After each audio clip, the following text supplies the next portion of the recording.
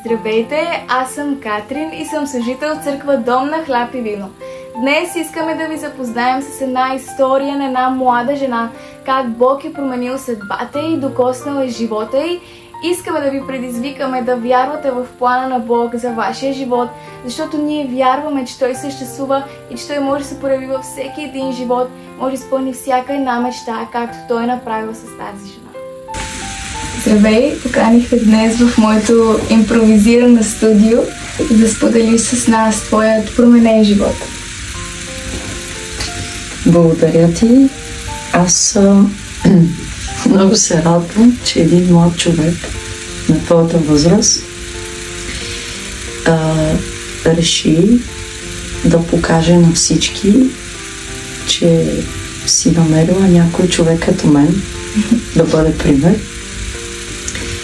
Но имам един въпрос. Защо свещи? Защо огън? Защото искам да покажа това, което видях в теб, този огън, който видях в теб, този пламък, който гори в сърцето ти. Благодаря ти. Моя живот. Моят дядо е бил пастор. Цялото му семейство са били протестантски християни. Нали, да изясним какви сме ние. Ние сме протестантска презвитарианска църква. Нали? Това, което го приех от дядо му. Приех учението му, приех вярата му. Като малка той винаги ме караше да се моля с него, учеше ме как да се моля. Караше ме да чета Библията. Това, което дядо ми, майка ми говорят, вярно ли е? Съществува ли такава наистина сила? Но пък едновременно с тези въпроси виждах силата на Бог, проявена в живота на нечий друг. И това започваше да ме кара да се замислям, че има Бог. Има Бог. Дядо ми добре ме насочва. Има Бог. И исках да си променя живота някакси в тази насока, да знам. Да го познаваш. Да го познавам, да. И когато станах тинейджър, тъй като аз живях в едно друго общество, не като твоето сега. Нямаше компютри, нямаше такива телефони, които да ни държат вътре, интернет, нали, игри, неща. И ние бяхме винаги на улицата. Винаги на улицата. Улицата беше мястото на създаване на връзки, на приятелства. И аз наистина на улицата създавах приятелства. Имах група момчета, с които дружих, имах група момичета, с които дружих. Обаче аз знаех, че съм различна. Знаех го това, че съм различна. Те бяха хора, които не идваха на църква. Да, вярваха, че съществува Бог, но не идваха на църква. И винаги ми казваха: айде, днеска не дай да ходиш на църква, ще играе матч. Аз обичах да играя матч. Не дай отива и на църква, ще играем на нещо друго, ще правим нещо друго. Но винаги аз знаех, че дори да не разбирам по някакво се случва там в църквата, аз трябва да съм на църква. Не знам много добре така, майка ми го сложи като семе на вяра, че аз трябва да съм на църква. И аз не разбирам защо съм точно там, но аз трябва да съм на църква. Чувствува ли си, че имаш призвание да си там? Да. Призвание, аз не разбирах тази дума какво. Да. Но да, това беше призив. Аз не го разбирах, но сещах, че нещо ме викаше отвътре. В моя дух този глас ми казваше: ти си различна. Аз ти искам за себе си. Ти ще служиш за мен. И започвах на моменти как си седя да виждам картини, как проповядвам. да виждам картини как, защото аз тогава много обичах и музиката, аз и сега я обичам, нали? И се представям как съм с една китара и свира, и пея, и хора плачат в моите песни, радват се. И това нещо си мисля, откъде идва това? Не знаех, но сега знам откъде беше. За да направя историята по-кратка. Ще прескоча много неща. Нали, това, което се случило като тинейджър в живота ми. И ще отидем до момента, когато получих 2 съня, чрез които разбрах, че Бог ме вика за мисия. Искаш да чуеш? Всички искаме да го чуем. Да. Имах сън, в който се видях на една трибуна. Изправих се там. На тази трибуна бях по-голяма. Аз бях, може би, 8-ми клас, 7-ми, когато го сънувах. Но на тази трибуна аз се виждах като по-зряла жена. И там проповядвах. След това имах още един такъв сън. След това имах други съновидения, където служа на младежи. Да, служа на младежи. Виждах се в тези сънища като човек, който отива да ги освобождава от затвор. И това по някакъв си начин ми показа, че аз съм различна. Но имаше нещо, което ме държеше като че ли вън от този призив, вън от това дълго време. Защото религията учеше, че жени не могат да проповядват.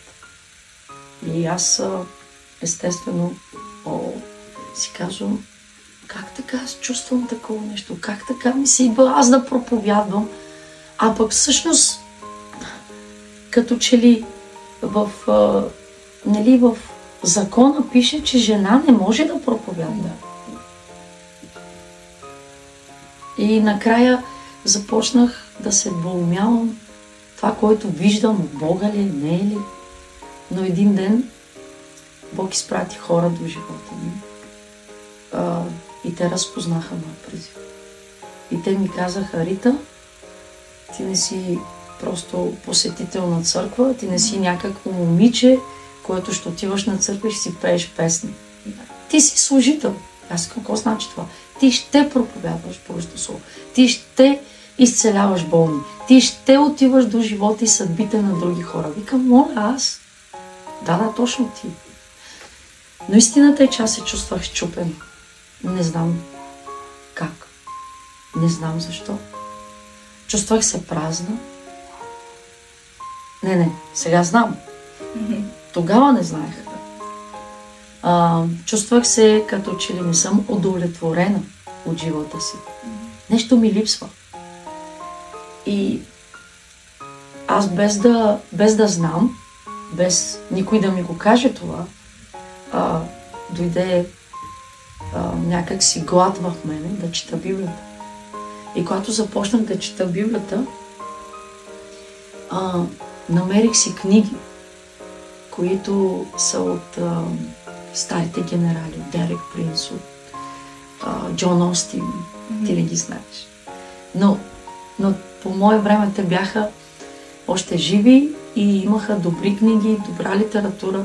И аз започнах да чета и попадна една книга, където ме научи как да се моля. Да, дядо ми ме учеше, но не беше достатъчно. Как е заглавието на тази книга? Молитвата.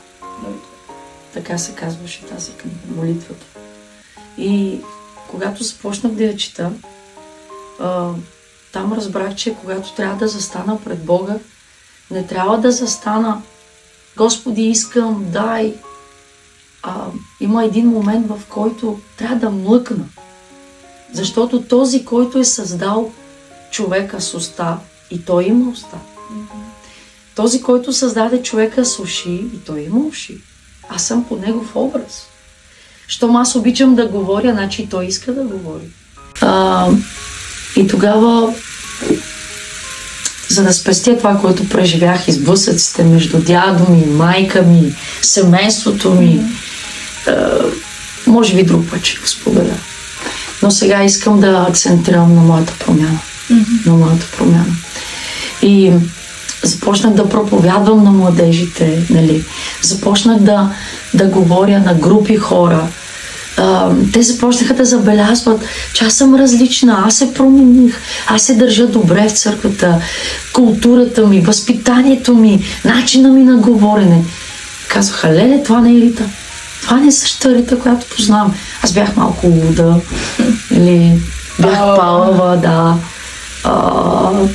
До 8-ми клас. Не, мисля, че бях 7-ми клас, когато приключих с това.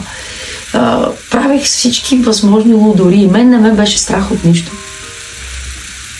Майка ми ме биеше, чатпа. Обаче и от това не ме беше страх. Да. Нали, баща ми ме заплашваше, нали, ще бие това, ма не, от нищо не се страхувах. Но когато срещнах Исус в молитва, когато срещнах Духа на Бога, когато започна това да ме променя отвътре, тогава дойде навън. Аз започнах да се държа добре, да говоря добре. И искам само да разкажа една история, която е интересна. Нали? Мисля, че ще е интересна за всички да я чуят. Като тинейджър започнах да проповядвам. Аз започнах на 17 години проповядвам. И това се струваше много странно на всички. Много странно. И на мен беше странно. Аз имам роднини във Варна. И аз ще спомена този Божи човек. Казва се пастор Стефан. Той сега вече е апостол даже. Да, те вече са на възраст, нали, с моята Леля. Аз си викам Леля, защото сме роднини. И те наистина допринесаха много за мене. Познавах Бога. Аз не пиех, но не познавах Бога. Нали? Моята среща с Бога стана... Не беше една среща. Нали? Да кажем. Не беше една среща. Това са срещи с Бога. Отивах на конференции. Отивах на места, където се проповядваше, имаше живот. Кажа, ще ви разкажа нещо, което е също велико за мен. Също много допринесе. Когато бях на 15 години, нали, тогава аз взех водно кръщение. Малка бях. Но на 13 се кръстих и говорих на езици вече. Бях отново във Варна. Там се случиха много специални неща за моя живот. Да. И ето ме там във Варна, ще има конференция и ще бъде евангелизатор и пастор Илия. Той още е жив, ти можеш да го видиш. И той беше млад тогава, аз бях малка, той беше млад мъж тогава. И си спомням една голяма зала, спортна зала беше, много хора. Този човек взе Библията в ръцете си, застана на една трибуна, нали, висока, и ние много младежи, много, просто залата пълно с младежи. Млади хора, семейства, много хора, спортна зала, пълна, фул. И аз сам ето ме там, между младежите, нали, с моята братовчетка, седиме и гледаме какво се случва сега. И този човек излиза и почва се моли за болните, обаче отпред излизат слепи, куци, недъгави, без всяка бич. Хора от рак болни. И изведнъж той дига своята Библия нагоре и казва: Господи Исусе, аз вярвам, че ти сега ще изцеляваш тези хора. И освобождава дух на изцеление върху тях. И точно след 5 минути той казва: има ли изцеление в залата? И изправят се, една жена се изправя до него. Качват я на сцената. И той казва: да, кажи. И тя държеше нещо в ръцете си. И И аз както бях седнала, леко се изправих. Така. Повдигнах се. Да. За да исках да знам какво става сега. Тя държеше нещо в ръцете си и тя казва така на проповедника. Това са люспите, които паднаха от очите ми. А аз бях тотално сляпа. И аз викам, така ли? И изкачам от стола, бягам, ама не ме интересува, че ще си изгуба в залата. Аз отивам отпред и аз трябва да го видя това. Отивам отпред и заставам точно трибуната, братовчетка ми просто не може да ме намери след това. Седа там и наблюдавам. И гледам как хората ставаха от инвалидните колички. Гледам как бастуни се хвърляха. Всичките тези неща много ме мотивираха. Много ме благословиха. От тогава казвам, Бог не просто спасява. Той и изцелява. И тогава аз станах друг човек. Вярата ми се издигна. И когато се преврах оттам, вярвай ми, не бях много голяма. Бях на 15-16. Губят ми се някакси точно годините. Но, когато се преврах оттам, невероятно присъствие върху живота ми биде. Невероятно. И аз започнах да работя за Бог. Как?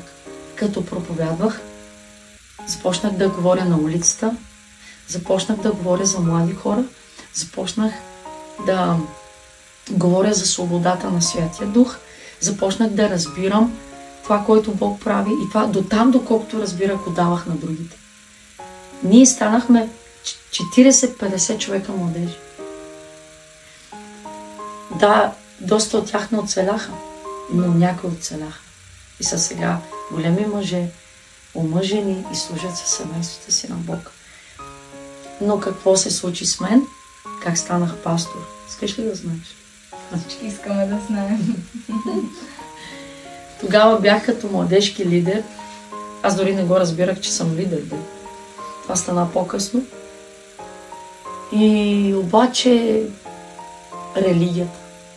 Религията не дава ти да се радваш. Религията не дава ти да познаваш Бог толкова отблизо. Тя е спънка, тя е като ограда. За каква религия говоря? Не, говоря за религиозността. Като, например, ще ти дам пример. Дядо ми вярваше в това, че аз не трябва да пляскам. Не трябва да танцувам. Това е религия. Да. И аз му казвам така, аз не мисля това. В Божието Слово казва да танцувам. Да хваля Бога, да играя, да се веселя. И обаче това ми попречи с моите взаимоотношения с дядо ми. И един ден казах на Бог, още колко ще продължи това.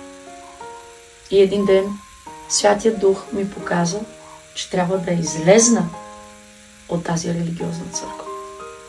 Защото Бог иска да направи нещо различно. И когато вече излезнах, започнах да управлявам църква. Не беше лесно. Обаче, Божия Дух беше там.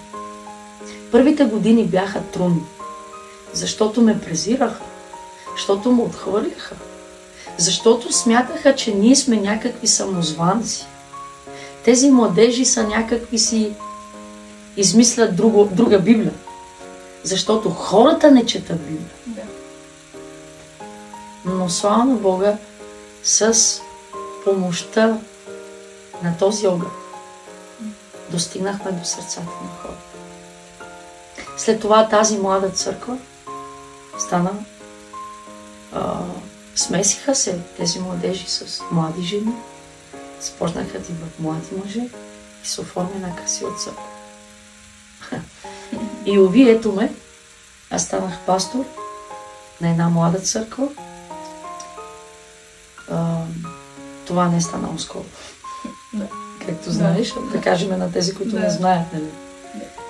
Това стана преди много години. Да. Може би има около 25 години, както е станало това. Да, от 25 години чисто съм в позиция на пастор. Позиция на пастор. И през тези години не ми беше лесно, защото винаги бях презряна и отхвърлена заради това, че съм жена. Но това ще го говорим друг път. Но това, което сега правя, го правя уверено. И мога да кажа, че живея в един квартал, който вече вярват. Да. И са ме приели. Да. Ти си свидетел за това. Много хора са свидетели за това, че сега имаме една хубава църква, с още лидери, естествено, с още служители. И тази идентичност, която Бог ми даде на мен, даде също и на църквата. Сега сме дом на хляб и вино, защото това е нашата идентичност. Но мисля, че за днес е достатъчно. Какво ще кажеш? Аз много ти благодаря, че прие поканата ми и че ми сподели толкова силни моменти, дори за толкова кратко. Аз вярвам, че доста хора биха се мотивирали от твоята история и това, което Бог е правил. Наистина е много уникално това, което сподели с нас, много силно. И аз вярвам, че ще има хора, които ще си кажат, имаше смисъл да го чуя това. Благодарна съм много, че мога да имам пастор като теб. И че може да си минала през толкова много, но нека ти кажа, заслужаваше си. Заслужаваше си за толкова плод. Да, за да имаш плод, трябва да работиш, да ореш. И много си орала. Много си орала. И да, аз много ти благодаря. Благодаря на всеки, който гледа.